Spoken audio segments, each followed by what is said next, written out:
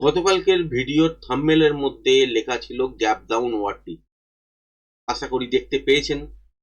গতকালকের ভিডিওর মধ্যে বলা ছিল যে হাফ অ্যান আওয়ারের রেঞ্জ দেখে কিন্তু কাজ করার চেষ্টা করবেন। যদি বড় সড়ো গ্যাপ ডাউন বা গ্যাপ আপ হয়ে যায় সেখানে ইনস্ট্যান্ট কোনো লেভেল পাবেন না, সেখানে হাফ অ্যান আওয়ারের রেঞ্জটাকে ফলো করবেন। যদি হাই ব্রেক করে তাহলে একটা আপ সাইডের দিকের জন্য মুভমেন্ট, যদি ডাউন সাইড ব্রেক করে তাহলে হচ্ছে তলার দিকের জন্য একটা মুভমেন্ট স্ক্যাল্পিং আকারে কিন্তু নেওয়া যেতেই পারে। আজকের দিনের নিফটি দেখতেই পাচ্ছেন হাফ অ্যান আওয়ারের রেঞ্জ এখানে ব্রেক করেছে। তারপর থেকে দেখুন একটা সুন্দর মোমেন্টাম পেয়েছি আমরা। ব্যাঙ্ক নিফটির ক্ষেত্রেও এইসব জায়গায় হাফ অ্যান আওয়ারের রেঞ্জ ব্রেক করেছে। তারপর দেখতে পেয়েছেন তলার দিকের জন্য একটা মুভমেন্ট পেয়েছি। তারপর কি হয়েছে যে বাজারের মধ্যে কিন্তু তলা থেকে উপরে বাউন্স নেবার কিন্তু চেষ্টা করেছে। কোনো বাউন্সটাতে উপরের দিকে সুইং হাই হয়তো ব্রেক করেছে কিন্তু সাস্টেন করতে পারেনি, কোনো সময় আবার সুইং লো ব্রেক করেছে কিন্তু সাস্টেন করতে পারেনি। এবং এইরকম করার পরে একটা কিন্তু বাজারের মধ্যে কি দেখতে পেয়েছি যে বাজার একটা রেঞ্জ তৈরি করেছে ছোটখাটো, এরকম টাইপের একটা রেঞ্জ তৈরি করেছিল। এবং সেই রেঞ্জটাতে বাজার কি করছিল যে এখানে ডান্স করতে শুরু করেছিল। তো এটাকে ট্রিকি নয়েজ বলে। তো এই নয়েজের মধ্যে কিন্তু আপনাকে ট্রেড করতে নেই, এবং দেখতে হয় কি যে বাজারের মধ্যে এখান থেকে আপ সাইডের দিকের জন্য বা ডাউন সাইডের দিকের জন্য কোনো জায়গা তৈরি হচ্ছে কি না। তা যদি দেখেন তাহলে এইসব জায়গা থেকেই আপনারা আপ সাইডের দিকের জন্য একটা স্ক্যাল্পিং মুভ পেয়েছেন, আবার সঙ্গে সঙ্গে কিন্তু এখান থেকে তলার দিকের জন্য মুভমেন্ট হয়েছে। এবার এই মুভগুলোর মধ্যে কতগুলো মুভমেন্ট পার্টিসিপেট করা যায় আর কতগুলো মুভমেন্টের জন্য স্কিল লাগে সেটা জানার জন্য কিন্তু আপনাকে টেকনিক্যাল শিখতে। প্রথম ট্রেডটা তো আপনাদের সাথে শেয়ার করেই দিয়েছিলাম যে এইরকম সিচুয়েশন দেখলে যদি গ্যাপ ডাউনে খোলে তারপর 30 মিনিটস রেঞ্জ ব্রেক করে তাহলে একটা মোমেন্টাম তলার দিকের জন্য পাবেন আপনারা। প্রথম ট্রেডটা তো পেয়েই গেছেন। সেকেন্ড ট্রেডটা যদি দেখেন লাইভ ইন্ডিকেটারই দেখাচ্ছি আপনাদেরকে, তাহলে বুঝতে পারবেন যে লাইভ ইন্ডিকেটার অনুযায়ী সেকেন্ড ট্রেডটা কিন্তু ঠিক এই জায়গা থেকে নিফটির ক্ষেত্রে বেরোয় এবং এই মুভটা কিন্তু আপসাইডে এত দূর পর্যন্ত নিয়ে যায়। এটা হচ্ছে সেকেন্ড ট্রেড, এবং এটা হচ্ছে লাইভ ইন্ডিকেটার ভ্যালুয়েশন কষে দেওয়ার পর, এবং যেখানে নয়েজ দেখাচ্ছিলাম সেই জায়গাটা হচ্ছে এইখানে নয়েজ ক্লিয়ার করার পরই কিন্তু অ্যাকচুয়ালি ট্রেড দিয়েছে। এবং তার আগে যদি ট্রেডিং সেট আপ দেখেন সেটা হচ্ছে ঠিক এই সব জায়গা থেকে, যেটা হচ্ছে হাফ অ্যান আওয়ার রেঞ্জ ব্রেকের ট্রেড। যাই হোক, ব্যাঙ্ক নিফটির ক্ষেত্রে যদি দেখেন তাহলে আজকের দিনে কিন্তু আমরা এখানেও একটা সুন্দর মুভ দেখেছি। তারপর যদি দেখেন রেড লাইন ক্রস ওভারের পর একটা মুভমেন্ট, সেটাও কিন্তু আমরা পেয়েছি। এরকম করেই কিন্তু বাজারকে চিনতে হয়, আইডেন্টিফাই করতে হয়, প্রত্যেকটা লেভেল বুঝতে হয়, তারপরে কিন্তু কাজ করতে হয়। তার আগে কিন্তু যখন তখন বাজারের মধ্যে বারবার এন্ট্রি করা কিন্তু যায় না। এবার যদি সিচুয়েশন দেখেন কালকের দিনের জন্য ট্রেডিং সেট আপ করেন, কালকের দিনে নিউজ আসছে। একটা নিউজ হচ্ছে তো ইরান সমঝোতা করতে পারে ট্রেড ডিলের জন্য, কিন্তু তাতেও কিন্তু ছটা শর্ত রেখেছে এবং ইন ডিটেলস চর্চা হবে। আমেরিকা টাইম দিয়েছিল 48 আওয়ার্স, সেটা আজকে রাত্রি 12টায় মোটামুটি সমাপ্ত। এখন কি হয় সেটাই দেখার। আর যেটা আপনাদের সাথে শেয়ার করেছিলাম শনিবার দিনের ভিডিওতে, যে উইকলি প্যাটার্ন অনুযায়ী বাজার তলার দিকের জন্য নেমে আসতেই পারে। সেটা 17,900 হতে পারে, আবার 17,500 হতে পারে, তারও উপরে হতে পারে। কিন্তু এই যে মুভটা আজকের দিনে দেখলেন, যে মুভটা আমরা গত শনিবার দিনই আপনাদের সাথে শেয়ার করছিলাম যে আগামী 2 সপ্তাহের মধ্যে হয়তো 17,750 এই লেভেলটা হয়তো ব্রেক করবে বা কাছাকাছি চলে আসবে।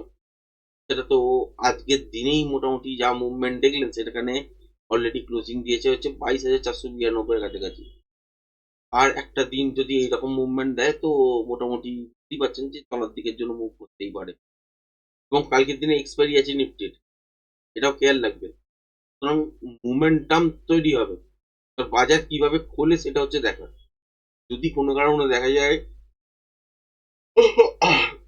বড় সড়ো গ্যাপ আপ বা গ্যাপ ডাউন খুলেছে, তাহলে হচ্ছে হাফ অ্যান আওয়ারের রেঞ্জটাকে সিলেক্ট করে নেবেন।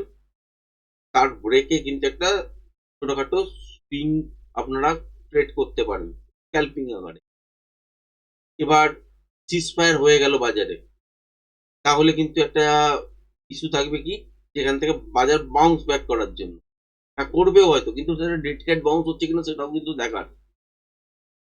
এবার ধরুন আরো একদিন, দুদিন বা 3 দিনের মধ্যে দেখলেন যে তলার দিকের জন্য বাজার পড়েছে, 21,750 ব্রেক করে দিয়েছে, ব্রেক করে দিয়ে 21,500 কাছাকাছি চলছে হয়তো। সেখানে অ্যানাউন্সমেন্ট হলো সিজ ফায়ার, ইনস্ট্যান্ট আপনি ওখান থেকে বাউন্স ব্যাক তো পাবেন, সেটা ডেড ক্যাট বাউন্সই কিন্তু হবে। কারণ তারপর শুরু হয়ে যাবে হচ্ছে অ্যাসেসমেন্ট। কারণ 21,750 এই লেভেলটা খেয়াল রাখবেন, এত ভাইটাল লেভেল। তো ওই লেভেলটা ব্রেক করলে কিন্তু প্যাটার্ন অ্যাক্টিভেট হয়, এবং সেই প্যাটার্ন অ্যাক্টিভেট হওয়া মানে হচ্ছে তলার দিকের জন্য কিন্তু এই 17,900 থেকে 17,500 যে কোনো একটা মুভ হতেই পারে। 18,000 ধরেই চলুন, এই মুভটা কিন্তু হতেই পারে। সুতরাং এই জায়গাটা খেয়াল রাখবেন। তখন কিন্তু অ্যাসেসমেন্ট করার পর বাজার কিন্তু আবার আস্তে আস্তে করে কিন্তু ডিপ নিতে শুরু করবে। সেই পতনটা আবার কিন্তু আরো ভয়ানক, কারণ সেটা হচ্ছে স্লো পয়জনের মতন। আর যদি দেখা যায় যে এই 17,000 বলছি 21,750 এই লেভেলটা ব্রেক করার আগেই সিজফায়ার অ্যানাউন্সমেন্ট হয়ে গেছে, তাহলে এখান থেকে নতুন ধরনের প্যাটার্ন তৈরি হবার চান্সেস থাকবে। এবং খেয়াল রাখবেন যে 21,750 কোনোভাবেই যেন ব্রেক আর না করে, এবং কি ধরনের প্যাটার্ন তৈরি করে সেটাই কিন্তু দেখা। সেই অনুযায়ী কিন্তু এবার ট্রেডিং সেটা ঘুরতে শুরু করে। এবার কেন বলছি সিজ ফায়ারের কথা, কারণ ইরান অলরেডি ছখানা শর্ত রেখেছে আমেরিকার সামনে, আর আমেরিকাও 48 আওয়ার্সের টাইম লাইন বেঁধে দিয়েছে। তো এই যুদ্ধের আবহাওয়ায় কোনটা ঠিক কোনটা বেঠিক কেউ কিন্তু কিছু জানে না। হ্যাঁ, ধ্বংস লীলা চলছেই অব্যাহত, এবং যে কোনো সময় আহ, যে কোনো ফ্রেন্ডলি নেশনের যে জাহাজগুলো আছে সেগুলোকে $2 মিলিয়ন এগেনস্টে পার করানো হচ্ছে হয়তো, কিন্তু সেটাও হচ্ছে ভাবেন, সেটাও কিন্তু খুবই সংকটের ব্যাপার। এবং এখন যদি দেখেন তেলের দাম কিন্তু চচ্চড়িয়ে বাড়ছে, এটাও কিন্তু একটা বাস্তব ব্যাপার। তো এইগুলো খেয়াল রেখেই চলতে হবে। আর ইন্ট্রাডে সুইং লো আর সুইং হাইকে খেয়াল রাখবেন। যদি বাজার ফ্ল্যাট বলে এবং 22,673, 75 বা 650-এর ওপর যদি কন্টিনিউ শাসন করতে শুরু করে দেয়, বা যদি বাজারকে দেখেন যে বাজার এই সব লেভেলের ওপর হয়তো খুলেছে, এই জায়গাটার ওপর খোলার পর দেখলেন যে কন্টিনিউ এর ওপরেই সাস্টেন করছে, তাহলে বাজার কিন্তু আপসাইডের দিকে জন্য কিছুটা মুভমেন্ট দিতে পারে।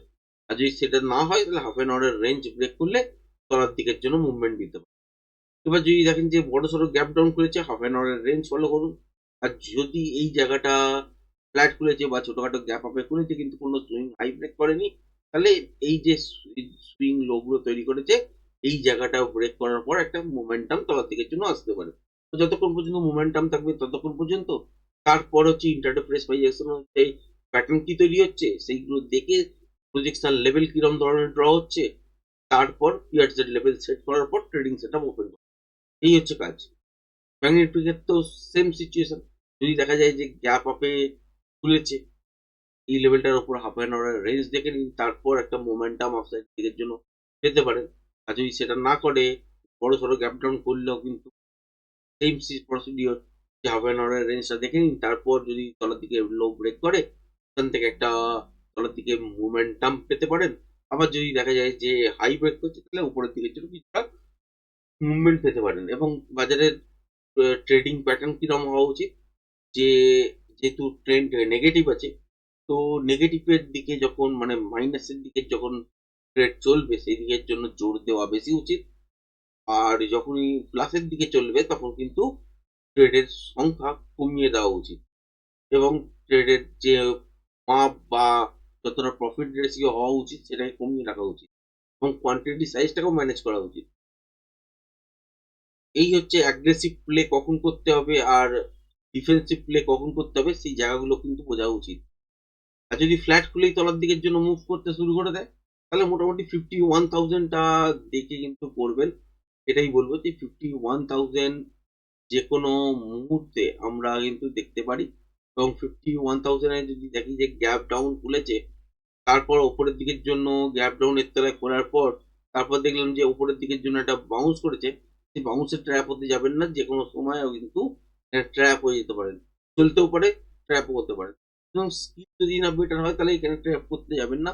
আবারও যদি দেখেন যে বাউন্সের পর তলার দিকে 51,000 ব্রেক করেছে, তাহলে কিন্তু তলার দিকের জন্য মুভ পাবেন এবং ভয়ানক তলার দিকের জন্য মুভমেন্ট কিন্তু হতে পারে। এবার যদি দেখেন যে 51,000 এর কাছাকাছি গ্যাপ ডাউন হয়েছে, কিন্তু আর এই 51,000 ব্রেক করছে না, বারবার উপরে যাবার চেষ্টা করছে, ফেল হচ্ছে, তলার দিকে আসছে, ফেল হচ্ছে, তাহলে কিন্তু ইন্ট্রাডে সুইং হাই ব্রেক করলে এখান থেকে আপসাইডের দিকের জন্য মুভ করা কিন্তু পসিবল, এবং সেটাও কিন্তু পিয়ারসের লেভেল দেখার পরেই কিন্তু সেটা করতে পারবেন। ইন্টারনেট প্রাইস অ্যাকশন যতক্ষণ না চলবে ততক্ষণ ডিসাইড কিন্তু করা যাবে না। আশা করি বুঝতে পেরেছেন যে এই ভিডিওর মাধ্যমে খুব বেশি লেভেলের উপর হয়তো জোর দিলাম না, কিন্তু এখানে লেভেলের থেকে কনসেপ্ট বোঝাটা কিন্তু সবথেকে জরুরি, তাই আপনাদের সঙ্গে শেয়ার করলাম। যদি ভালো লেগে থাকে এই ভিডিওটা অবশ্যই শেয়ার করবেন, লাইক করবেন, সাবস্ক্রাইব করবেন। আজকের ভিডিওটা এই পর্যন্ত রাখলাম। ধন্যবাদ।